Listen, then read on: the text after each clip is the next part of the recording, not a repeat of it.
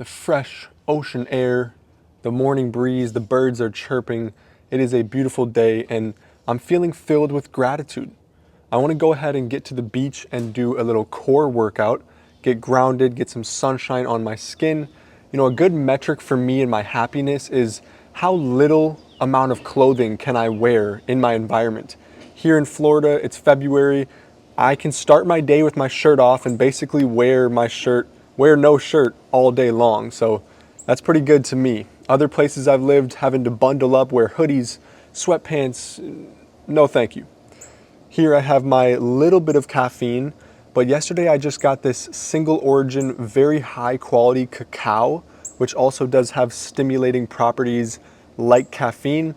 So I'm trying to really reduce my coffee intake. So I've got some mushroom coffee. It only has about 50 milligrams of caffeine, and I didn't even do a full scoop. And then the cacao, maple syrup, organic whole milk. Let's try it out. Oh, that's like a chocolate milk in the morning with caffeine. Let's go. Now with training my core, I like to stay pretty fasted, or at least only have liquids in my stomach. I feel I get a better contraction. You know, when you're moving around your core and you're contracting and flexing your abdominal muscles, you're moving around a lot of food and liquid that's inside of your stomach as well. So I do feel I get a better contraction and stimulus onto my abs when I'm fasted or I just have liquids. So first thing in the morning here, I'm just having that beverage, and then we're gonna go ahead, get over to the beach, just put a towel down, and I'm gonna show you guys all of the ways that you can train your abs with just your body weight. I have not really added weight to my abs ever. I do leg lifts and then floor work, getting on the floor, lifting your legs up, crunching your upper body, your torso in. So I'll go ahead and show you all that stuff right now. Let's go get to the beach, start this ab workout.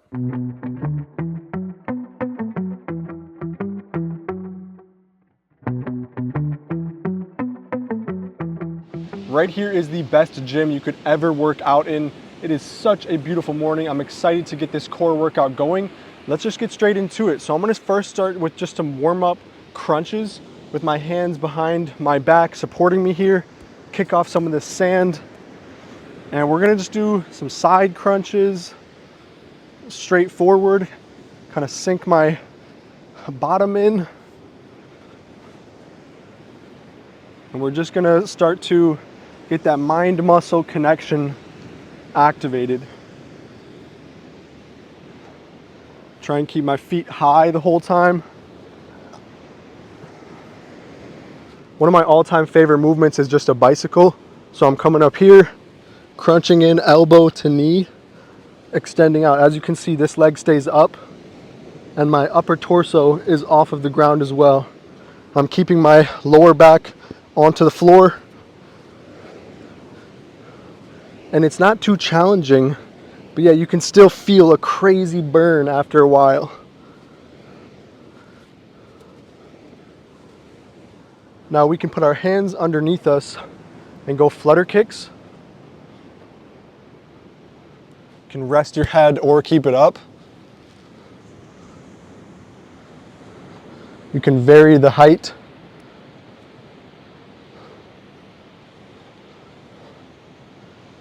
Scissors.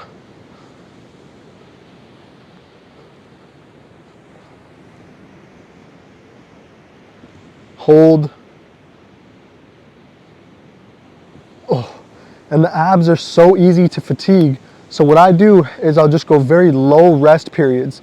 I'll rest often, but only about 15, 20, maybe 30 seconds at most, and then I'm back into it. Next one here is a starfish. Hands come out, feet come out like a starfish, and you're going across the body, and then you're alternating. So bring your torso up, bring that leg in. It's okay to have a little bend if a straight leg is hard, but you want to try and meet in the middle. Great stretch for the hamstrings as well.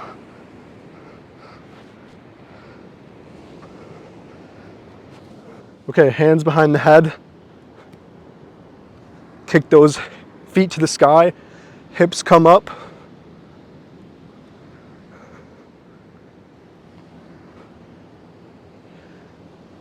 This one's very challenging, so you can tap your feet here with a bend in the knees and then drive up.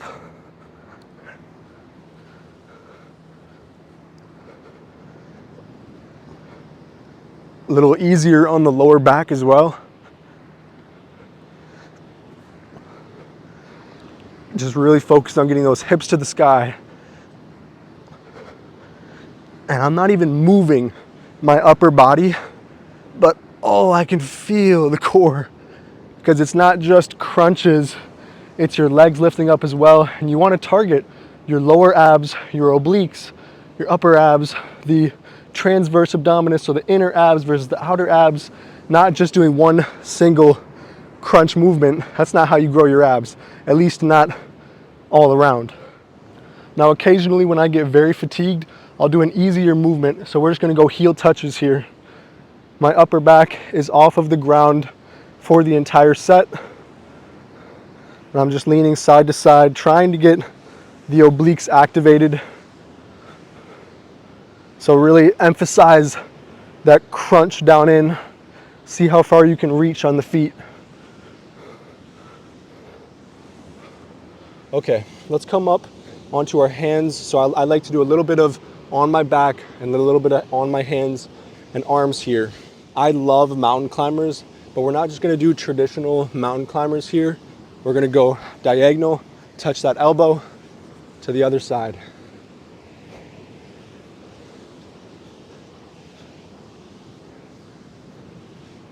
And I just really play around a lot.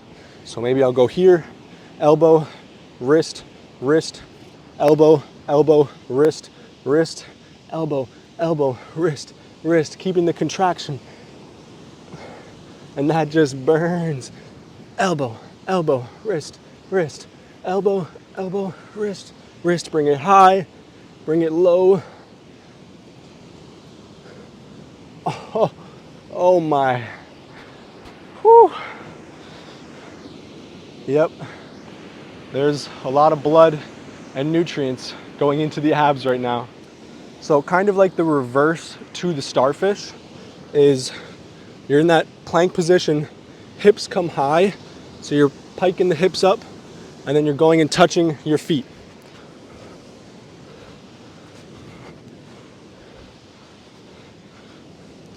Come back in the plank. You could even drop a little low. Core contracts high on the way up.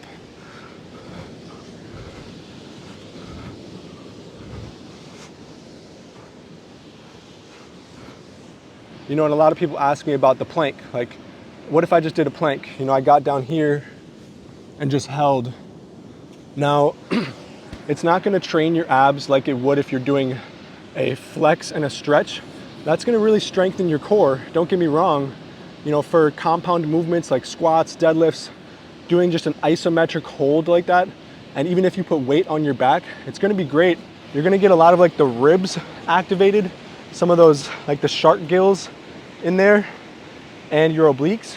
But I prefer doing flexion and contraction type of movements.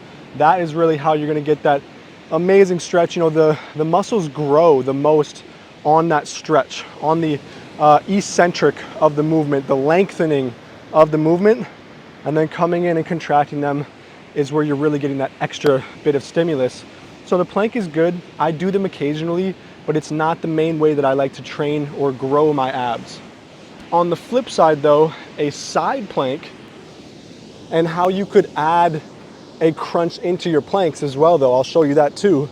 But a side plank is fantastic because I can do a hip dip here and then drive up into this oblique. And you want to try and keep your entire body straight as a board. And you can see that oblique crying there.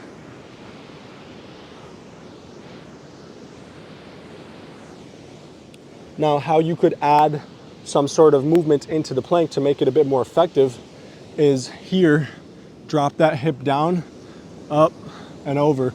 And you're really gonna get the obliques fired up here.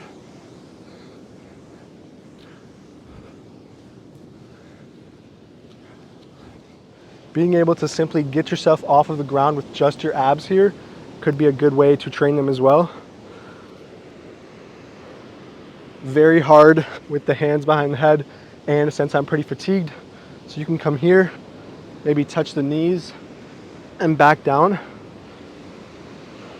And I am on a very small slope down, so it is helping me a bit versus if you were on a decline, it's going to be much more challenging. But you can use a bit of momentum, you know, even here behind the head and up. Stretch here. You could even arch your back a bit.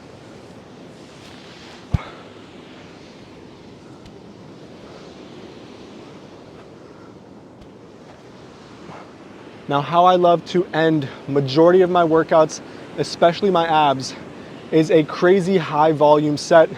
So I'm gonna try and do 100 reps. You could do 50, I'm gonna do 100 of the bicycles on the floor here. Let's get straight into it, finish the core workout strong.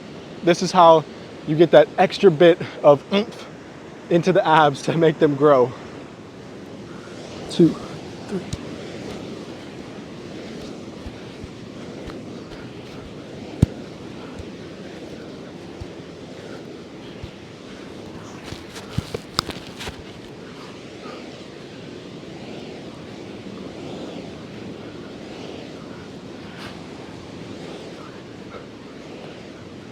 Focus. 4, 35, 36, 37, 38.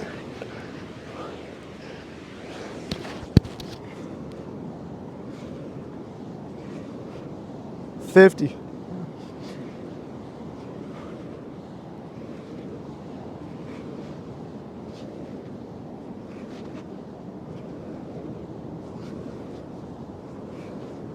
70.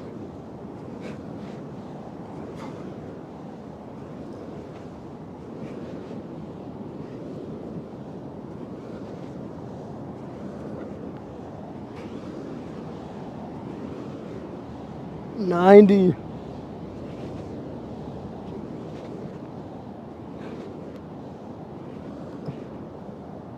100. Oh, that is the best way to end your workout. And just like that, not just like that because it was easy, but in a fairly short amount of time with not that much volume, my abs are going to be very sore tomorrow. And then I'll do this workout maybe in the next 4-5 days. And that is how I've been able to train and grow my abs fairly well.